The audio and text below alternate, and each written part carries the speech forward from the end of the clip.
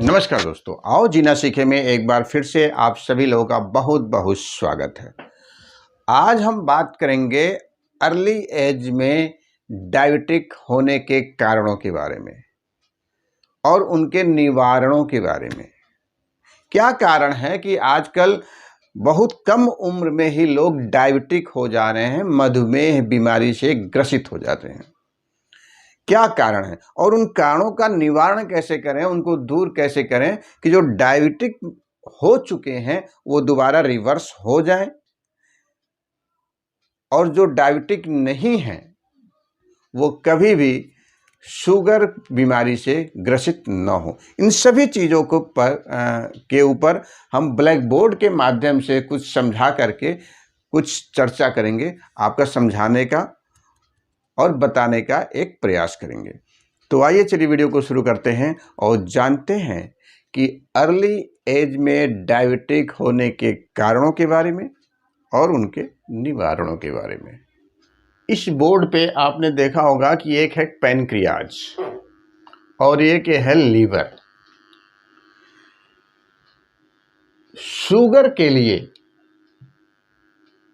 Sugar को जो हमारे शरीर में कंट्रोल करता है या एक संतुलन बनाए रखता है, उसके लिए पैनक्रियाज सबसे बड़ा काम करता है। पैनक्रियाज उसके लिए जिम्मेदार है क्योंकि पैनक्रियाज से ही इंसुलिन निकलता है जो हमारे शरीर में शुगर को मेंटेन करता है। इसके बारे में लगभग सभी लोग जानते हैं क्योंकि आजकल शुगर के बारे में जागरूकता लोगों के लिए आ गई है, तो उनको सबको पता चल गया है कि इंसुलिन क्या होता है और इंसुलिन कहाँ से निकलता है।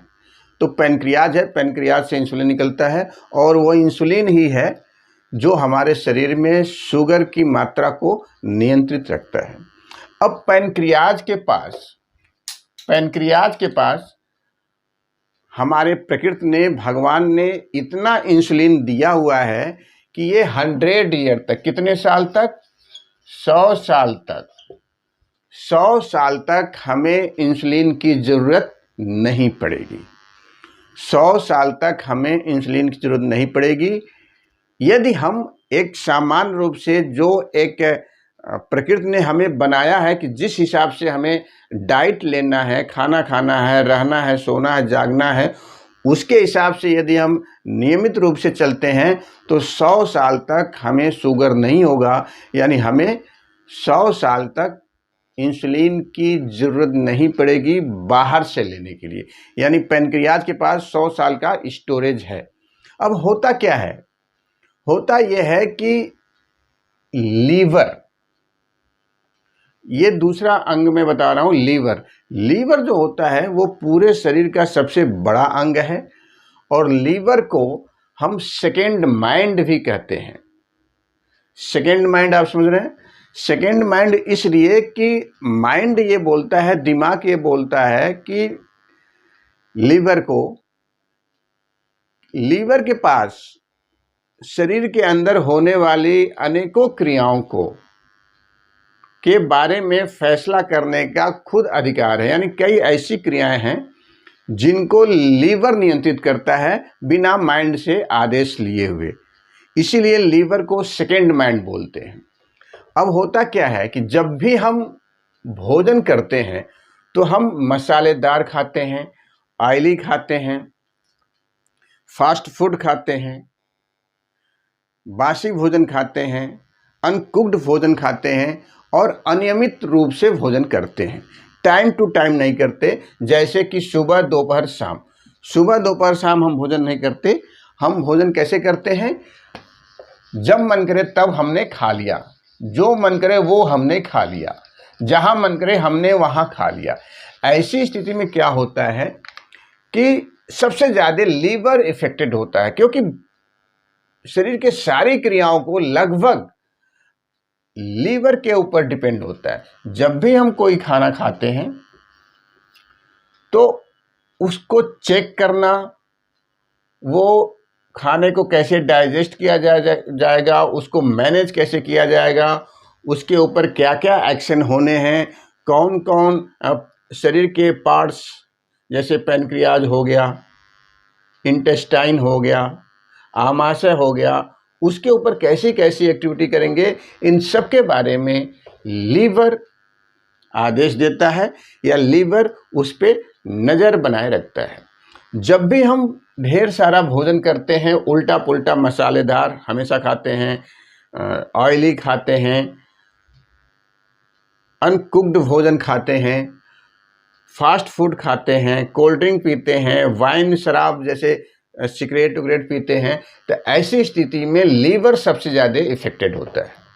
अब जब लीवर इफेक्टेड हो जाएगा तो लीवर सोरेसिस हो जाता है, फैटी लीवर हो जाता है, लीवर संबंधी अनेक बीमारियां हो जाती हैं। और जब लीवर बीमार पड़ जाता है तब वो पैनक्रियाज को आदेश देता है कि भाई तुम मुझे इंसुलिन दो, क्योंकि जब मैं लीवर फैटी हो जाएगा तो उसको इंसुलिन चाहिए। और जब अब पैनक्रियाज ये बोलता है लीवर से कि मैं आपको इंसुलिन दे दूंगा, तो इस शरीर के लिए क्या करेंगे, हमें 100 साल तक का इसका स्टोरेज हमारे पास। तो लीवर बोलता है कि भाई पहले तुम मुझे इंसुलिन दो, तुम मुझे पहले इंसुलिन दो, क्योंकि मैं जब ठीक रहूंगा तभी तो आगे काम करेगा शरीर। तो इस हालत में चूंकि लीवर जो होता है वह शरीर का सेकेंड माइंड होता है, तो इसके आदेश का पालन पैनक्रियाज को करना पड़ता है। तो पैनक्रियाज लीवर को इंसुलिन दे देता है। अब जब लीवर को इंसुलिन ये दे देता है तो लीवर अपने आप को ठीक करने में लगता है, ठीक करता है।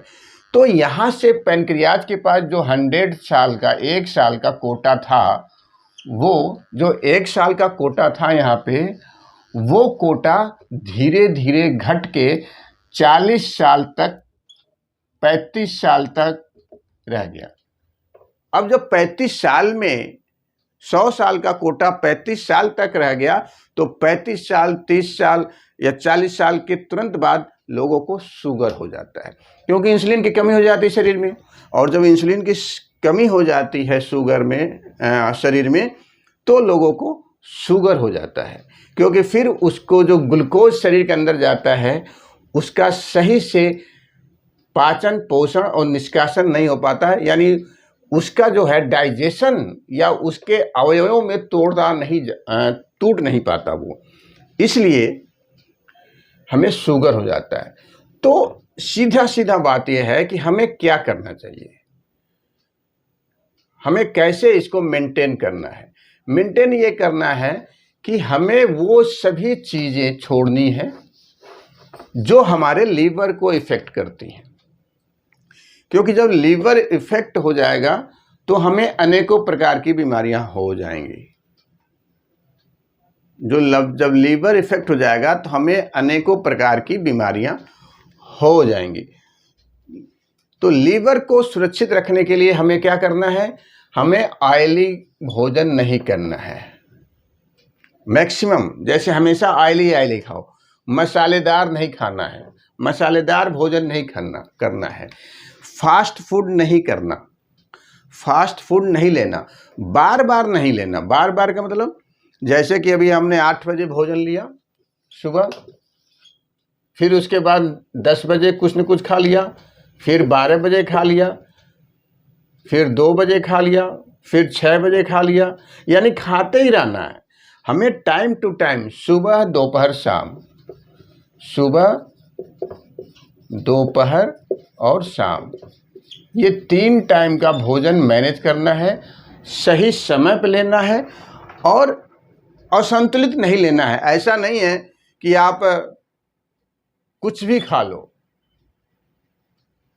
एक डाइट चार्ट के हिसाब से आप अपना भोजन लेंगे तो लीवर स्वस्थ रहेगा। और जब लीवर स्वस्थ रहेगा तो पैनक्रियाज के अंदर जो इंसुलिन है वो 100 साल तक चलेगा और आप कभी भी डायबिटिक नहीं होंगे।